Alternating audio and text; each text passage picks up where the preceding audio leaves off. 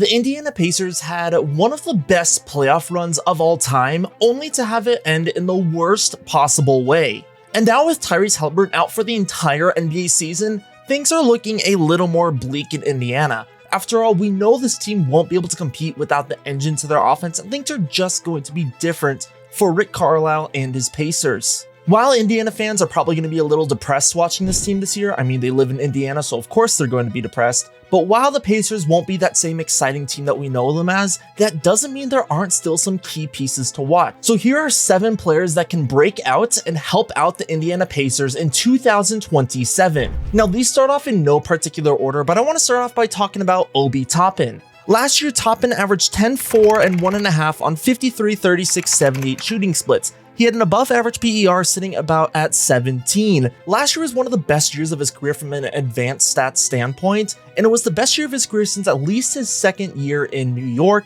and this was his best year in Indiana. Toppin is a great transition player. According to NBA.com, he finished in the 83rd percentile of all transition scoring, and then he was in the 85th percentile as a pick and roll man, and that definitely makes sense given that last year he shot 79% at the rim. He was a 36% three-point shooter, but that was up to 38% as a three-point shooter on catch-and-shoot opportunities. But the real question with Obi Toppin is he going to be able to grow into more of an individual scorer, especially in the half court? And can he score without having an elite playmaker like Tyrese Haliburton helping him out? This is something I definitely think he has the potential of. I've always been an Obi fan ever since he's been in the league, but it really just depends on how well he can score in the half courts and if he can score individually. On top of that, the man has to be consistent. We all know that Obi Toppin has never been the most consistent player in the world, but the Pacers definitely have a few guys who are also struggling with their inefficiency, and we'll talk about them in a moment. But the next player to talk about was one of the Pacers' heroes during the playoffs, and that is Nesmith. Last season, Nesmith averaged 12, 4, and 1 on 50, 43, 91 stats with a PER just under. He was a versatile defender and floor spacer. He was one of the few players last year to have a 50, 40, 90 season, and simply put, he's just one of the best 3-and-D players in the entire game.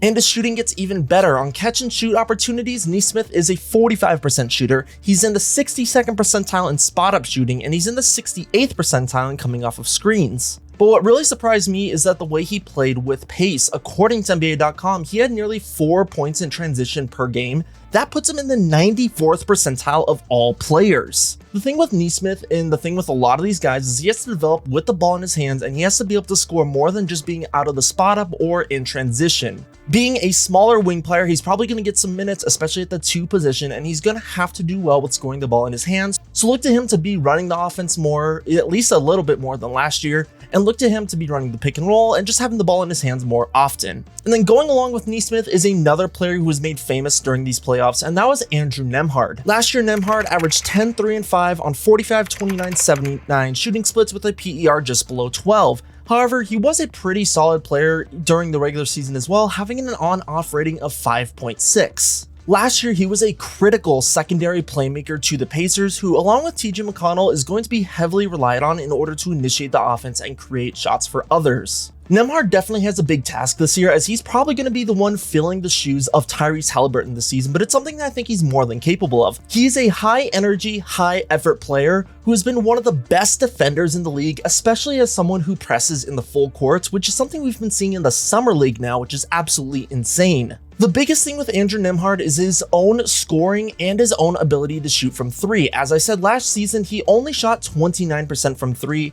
However, during the playoffs, he shot about 4 attempts per game while shooting 46% from 3. During the playoffs, he also averaged 12.5 points and 5 assists per game, showing that he is capable of doing a little bit more if he's in that role, and I think this also shows that he does have the potential to be a good shooter. Nembhard is someone who I think has potential, but at the same time, he is going to be 26 during next season, so I don't think he has super high potential, but I do think he can be a perfect role player for a team like the Pacers. Now, the next player I really think that Pacers and NBA fans in general should look out for is a man named Isaiah Jackson. Now, we didn't see Isaiah Jackson a lot last season, as he only played 5 games due to a torn Achilles. Something Pacers fans have obviously struggled with, especially because James Wiseman is also coming off of an Achilles tear. But for Isaiah Jackson, he averaged 7 points, 5.5 rebounds, and 1 assist while shooting 61% from the field in those 5 games. That's not very impressive, but if you look at his career per 36 stats, which is about what the average superstar plays, then things actually get pretty surprising.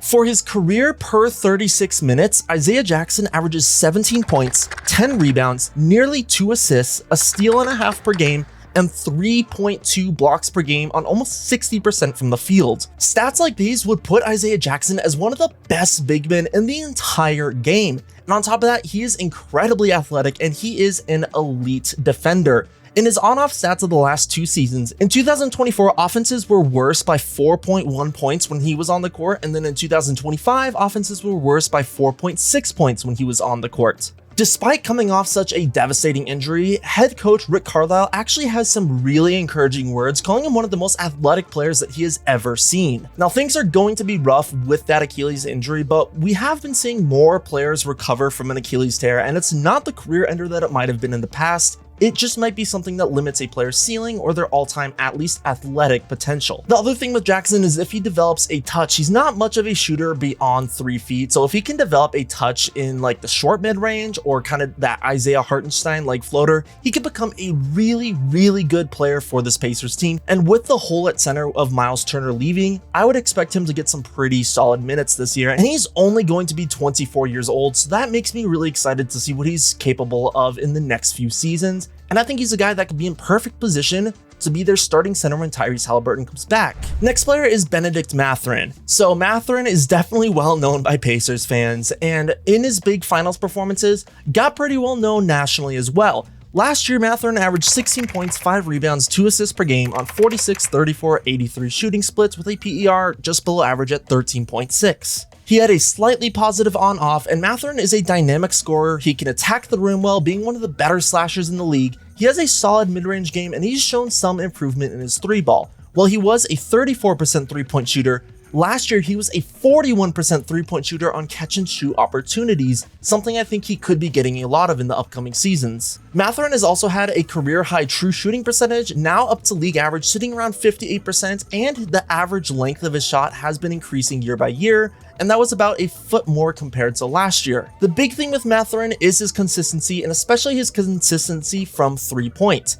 I think if he develops a consistent 3-point shot, he could probably be a very high teens, if not 20 points per game guy, especially because there's going to be a scoring hole next year for the Pacers. Mathurin is a guy who I think has the raw skills capable of doing that, but the key thing is his consistency. Mathurin has never been known as a consistent scoring guy. One night he can literally be the best scorer on the court, and next night he's damn near unplayable. Just looking at his scoring at what he did in the NBA Finals, Game 1 was 5 points, Game 2 was 14 points, Game 3 was 27 points, and he was clearly the best player on the court in Game 3.